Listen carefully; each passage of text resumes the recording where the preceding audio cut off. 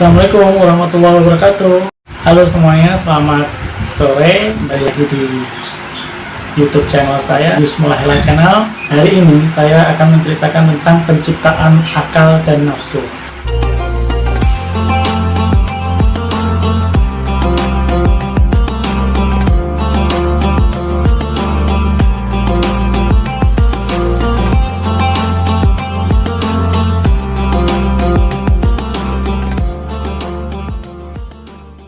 Ada salah satu ulama terkenal yang lahir di Uzbekistan. Beliau memiliki kitab tafsir Bahrul Ulum dan banyak kitab-kitab yang lainnya. Salah satu kitab yang populer, Tanbihul Ghafilin.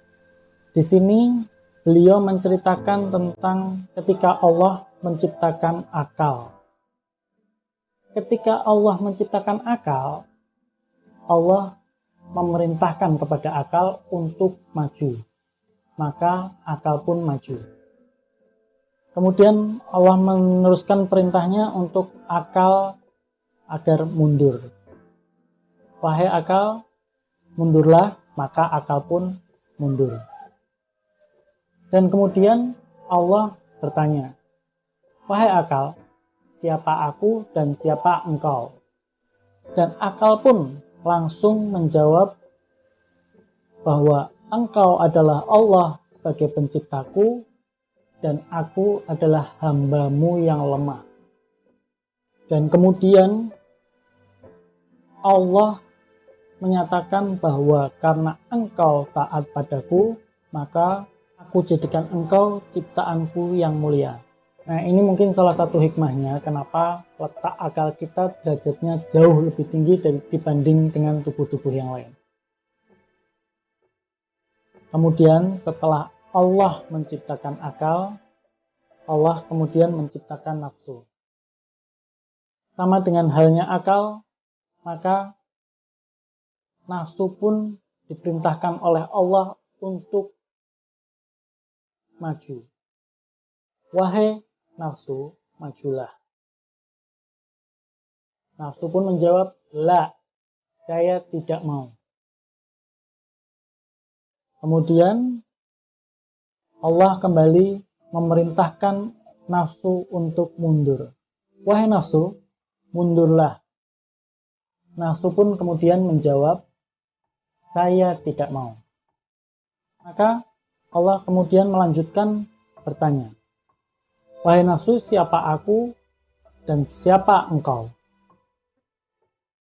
Maka nafsu kemudian menjawab, aku ya aku, engkau ya engkau. Kemudian Allah memerintahkan kepada malaikat untuk memasukkan nafsu ke dalam neraka yang panas membara selama 100 tahun. Kemudian Allah memerintahkan kepada malaikat setelah 100 tahun untuk kemudian mengangkat nafsu, mengeluarkan nafsu dari neraka. Allah pun kembali bertanya kepada nafsu, wahai nafsu, siapa aku dan siapa engkau? Maka nafsu pun kembali menjawab, aku ya aku, engkau ya engkau. Nah, atas pembangkangan ini pun Allah memerintahkan kembali kepada malaikat untuk memasukkan ke dalam neraka yang dingin, beku, bahkan dari bekunya tersebut sampai membuat kulit terkelupas. Dan lamanya pun sama, yaitu 100 tahun. Setelah 100 tahun, Allah kembali memerintahkan kepada malaikat untuk mengeluarkan nafsu dari neraka yang dingin dan beku tersebut.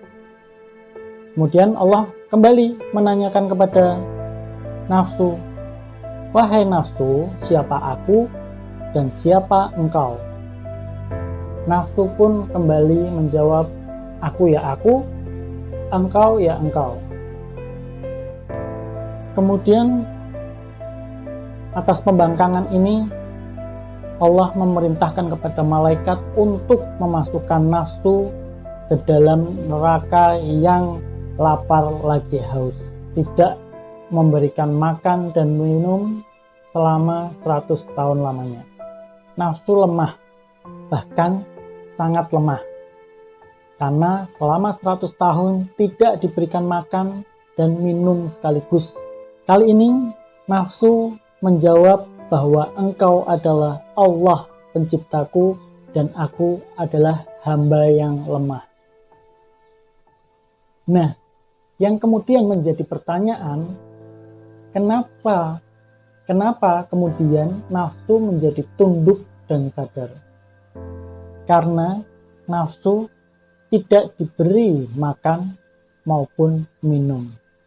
Ini poin pentingnya, bahwa ini salah satu hikmah kenapa kita diperintahkan oleh Allah untuk berpuasa di bulan Ramadan selama 1 bulan penuh.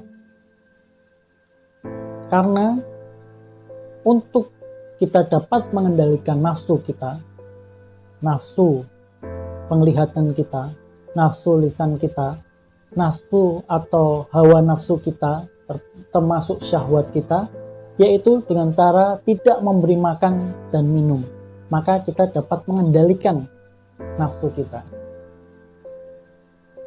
Nah, Imam Al-Ghazali mengatakan bahwa orang yang paling bahagia yaitu orang yang dapat mengendalikan nafsunya. Dan orang yang sengsara yaitu orang yang dikendalikan oleh nafsunya. Wallahu a'lam bishawab, wabillahi taufiq wal hidayah. Wassalamualaikum warahmatullahi wabarakatuh.